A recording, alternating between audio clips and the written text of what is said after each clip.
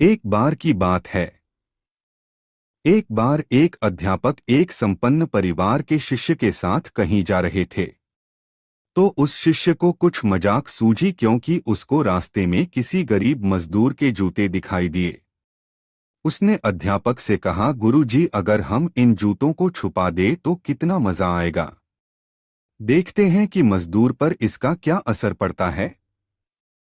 अब उसको तो मजाक सूझ रहा था, लेकिन गुरुजी ने कहा कि नहीं, गरीब इंसान के साथ इस तरह का भद्दा मजाक करना ठीक नहीं है। उसने कहा, क्यों ना हम इन जूतों में कुछ सिक्के डाल दें और देखें कि इसका इस गरीब गरीब मजदूर पर क्या प्रभाव पड़ता है।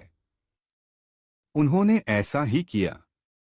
जैसे ही मजदूर अपना काम करके लौटा और उसने एक पाव अपने जूते में डाला, तो उसको कुछ कठोर सा महसूस हुआ। उसने अंदर हाथ डाला तो उसको कुछ सिक्के दिखाई दिए। वह थोड़ा आश्चर्य में पड़ गया। आसपास किसी को देखा तो कोई भी दिखाई नहीं दिया। वापस उसने दूसरा पैर अपने जूते में डाला और वापस उसको उसमें कुछ सिक्के दिखाई दिए।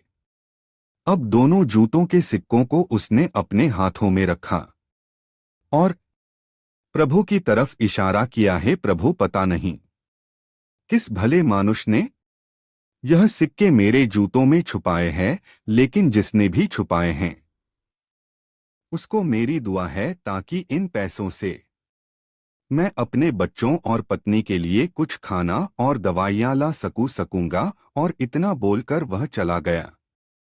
इस बात को शिष्य और अध्यापक दोनों सुन रहे थे। अब अध्यापक ने शिष्य से पूछा कि अब तुम मुझे बताओ कि तुम्हें कैसा महसूस हुआ, तुम्हारी पहले वाली मजाक या मेरा यह। तो उसने कहा कि गुरुजी, मैं आपसे क्षमा चाहता हूँ। अब मुझे समझ आ गया है कि सच्ची खुशी किस चीज में है। जब हम किसी की मजाक उड़ाते हैं तो हमें कुछ पल का आनंद मिलता है, लेकिन इससे हमें बद्दुआ मिलती है। लेकिन अगर हम किसी की मुश्किल परिस्थिति में मदद करते हैं और जिसकी भी हम मदद करते हैं उसको भी नहीं पता कि हमने उसकी मदद की है, लेकिन अंदर ही अंदर हमें पता है कि हमने उस इंसान की मदद की है।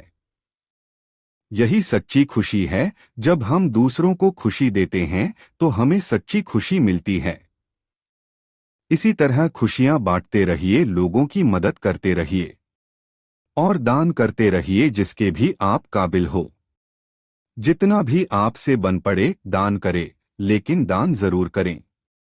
इसका मतलब यह नहीं है कि आपको कंपलसरी या अनिवार्य रूप से इतने रुपए दान करने ही चाहिए, क्योंकि हर किसी की जरूरत अलग अलग हो सकती है। अगर आप किसी को पैसों का दान नहीं कर सकते तो कम से कम चीजों का दान तो कर ही सकते हैं।